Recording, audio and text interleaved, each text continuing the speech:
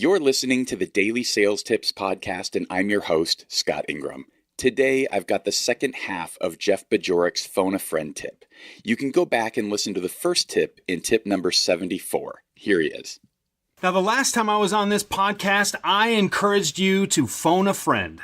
It's something that not enough of you were doing enough of, and I hope that has changed, and I hope you've learned something as a result.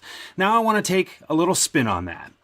I want you to make a phone call, maybe drop in on someone in person, buy them a cup of coffee. But I want you to ask someone close to you who knows what you do professionally and has a good idea of how you do it. And I want you to ask them what they think you do differently than the other people that they see doing it. Okay? I want you to ask a close confidant, someone in your company who understands the way you do things. Maybe it's your teammate if you're on a sales team, right? Maybe it's someone that has worked with you for a long time and has seen you in the trenches. Maybe it's your manager. Maybe it's the person who just hired you if you're brand new in this role. I want you to ask them what they think you do differently.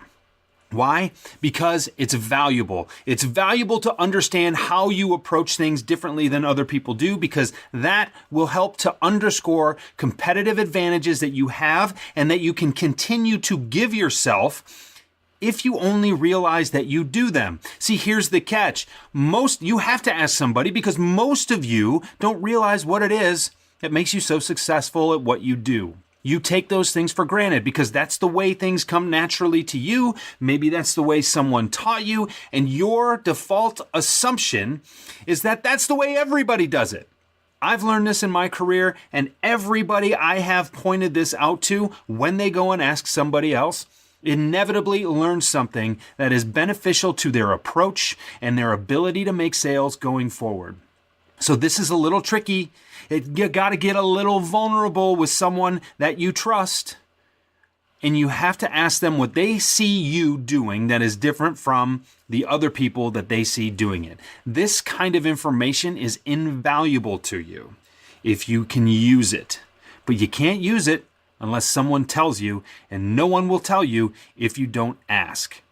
These kinds of conversations are brilliant. They're a lot of fun to get into. They're a tremendous resource and a tremendous value to you as you start to think about the things that you talked about afterward.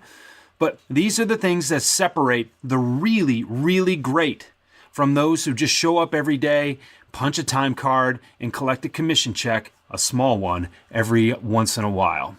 So reach out, ask someone for help, and the dividends will make themselves apparent very quickly.